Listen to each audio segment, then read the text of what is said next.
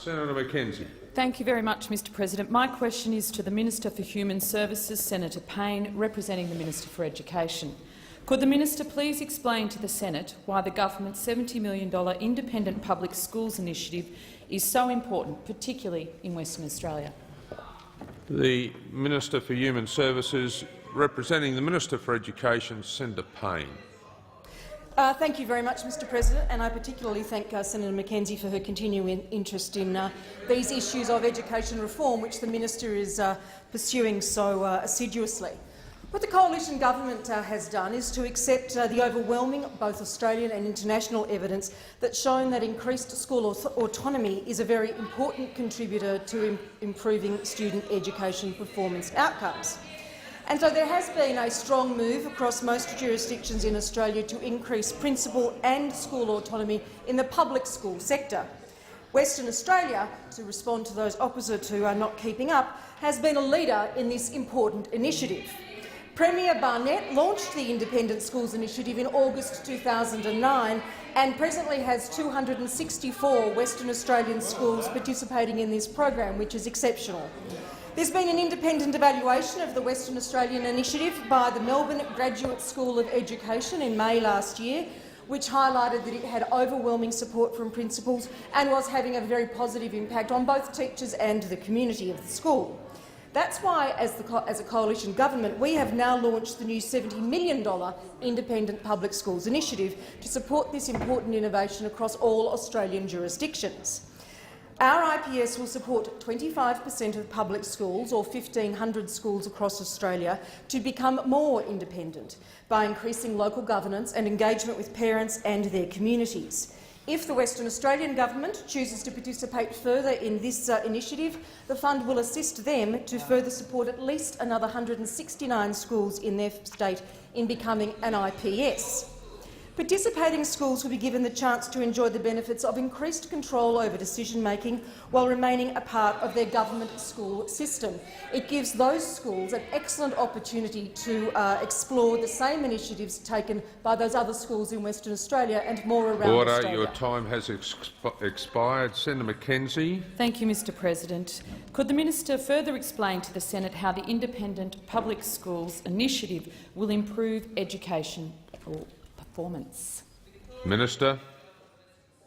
Thank you very much, Mr President, and I thank Senator McKenzie for that. Her question refers, I think, further to the University of Melbourne evaluation which was done of the Western Australian program, which found that overwhelmingly principals supported increased autonomy in their schools across a broad range of aspects, including both budgets and staffing, and believed that it would lead to increased outcomes for the whole school community. Our colleague, Senator McKenzie, and my colleague, the Federal Minister for Education, has recently visited two Western Australian regional schools this month. He saw firsthand the progress being made in implementing independent public schools in Western Australia. Order. The Minister. Order. Senator Payne. On my left, interjections are disorderly. Senator Payne is entitled to be heard in silence. Senator Payne, continue. Thank you very much, Mr President. The minister has visited both the Ocean Road Primary School and the Mount Lockyer Primary School, has met with school leaders, with teachers, with staff, with parents and with students to listen to their views about the IPS and to discuss how the federal government can make a further contribution. Order. Time's expired. I remind honourable senators on my left, interjections are disorderly. Senator McKenzie. Thank you very much, Mr President, and thank you, Minister, for these answers. Could the minister advise the Senate what the government has already done? Senator McKenzie, just resume your seat.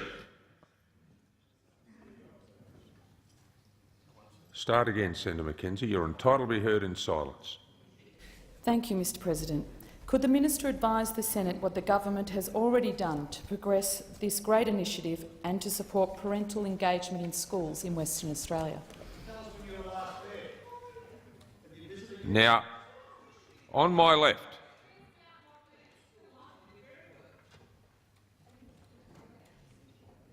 Senator Payne. Very much, Mr President. In pursuing the IPS, the government has already started working with Premier Barnett, with Minister Collier, to encourage at least 169 of their existing public schools. Senator Payne, resume your seat. Senator Payne, continue. President, I know that good news is painful. Senator for those opposite. Lyons.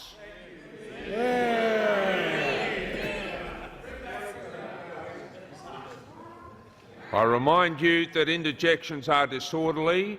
Constant interjection is totally disorderly.